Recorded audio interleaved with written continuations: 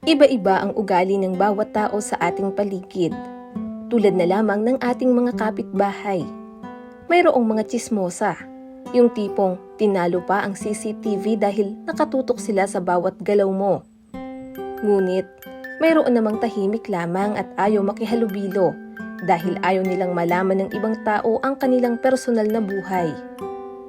Ngayon, ibabahagi ko sa inyo ang kwento na siguradong kapupulutan natin ng aral at inspirasyon. Kaya naman, inaaniyahan ko kayong manood hanggang sa dulo ng videong ito.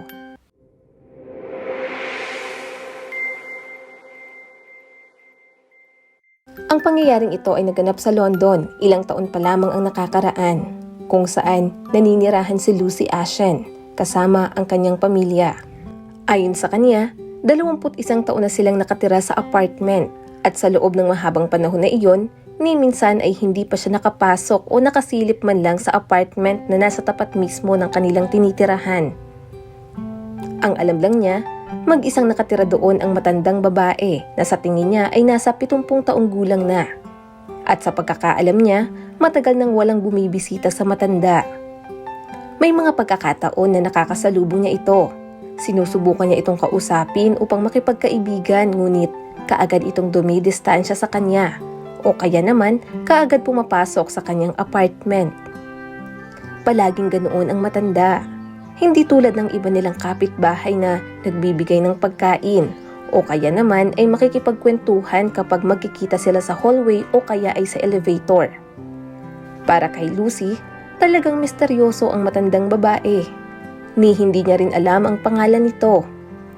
Minsan, naririnig ni Lucy na pinag-uusapan ng kanilang mga kapitbahay ang matanda. Ayon sa kanila, baka may problema raw ito sa pag-iisip kaya takot itong makipag-usap sa ibang tao. Ilang beses lang din itong lumalabas ng bahay sa loob ng 1 linggo upang bumili ng pagkain sa malapit na pamilihan. Marahil ang sitwasyong ito ay mananatili na lamang sa loob ng mahabang panahon kung hindi dahil sa isang insidente na nagpabago sa kanilang buhay. Isang araw, kinausap si Lucy ng kanyang anak na babae. Ayon rito, kapag kasing tanda na raw niya ang kanilang kapitbahay, tutulungan niya ang kanyang ina dahil alam niya na mahirap maging isang matanda. Nang marinig ni Lucy ang sinabi ng kanyang anak ay bigla siyang napaisip. Papaano kung kailangan ng matandang babae ang kanilang tulong?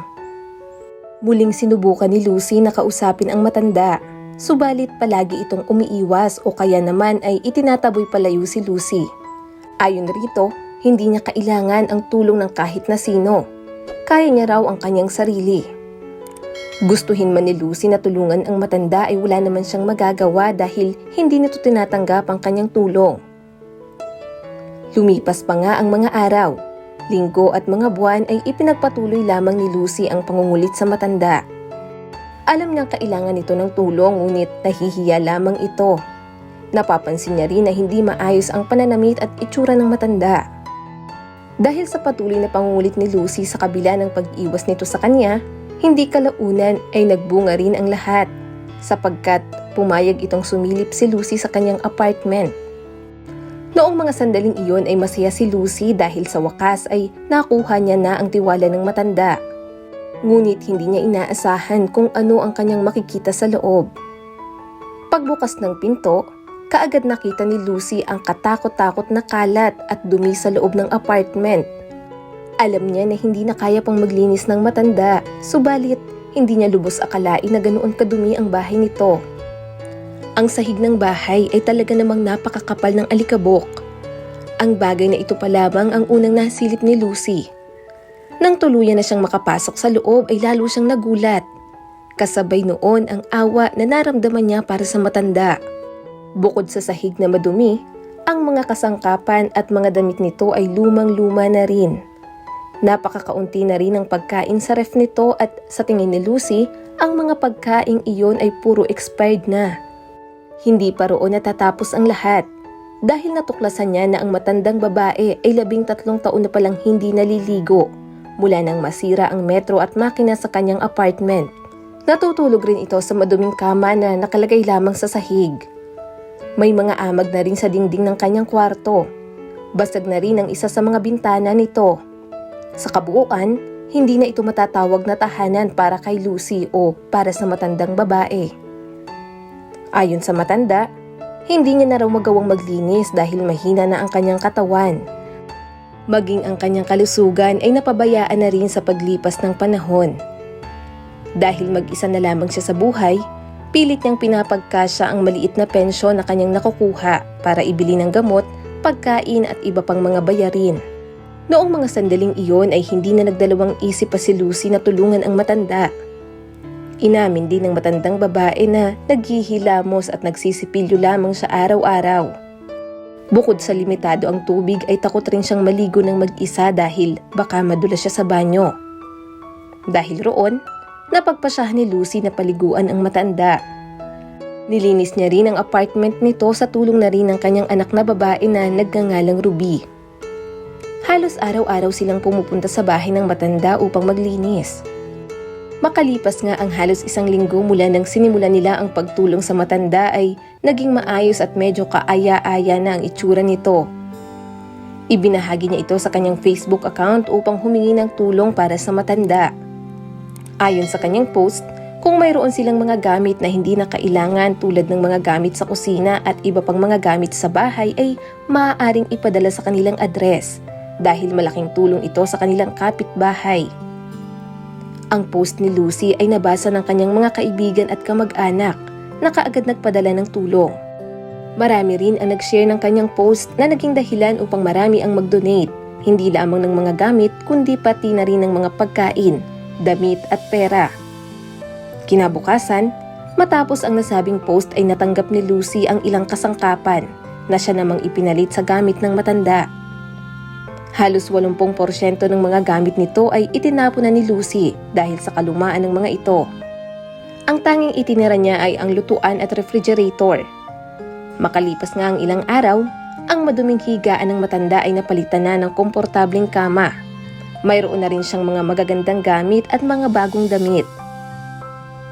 Hindi pa roon natatapos ang lahat dahil ang pinakamahalaga, nagkaroon na ang matandang babae ng mga bagong kaibigan.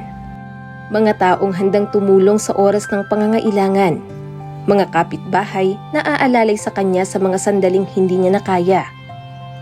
Mula noong araw na iyon, malaki na ang ipinagbago ng buhay ng matandang babae. Palaging may bumibisita sa kanya upang siya ay tulungan sa mga gawaing bahay. Palagi na rin siyang nakangiti at nakikipag-usap, hindi tulad ng dati. Nagsimula na rin siyang magtiwala sa mga taong nakapaligid sa kanya. Tinatanggap niya ang tulong ng mga ito. Araw-araw siyang dinadalhan ng mga pagkain para hindi na siya mahirapan pang magluto.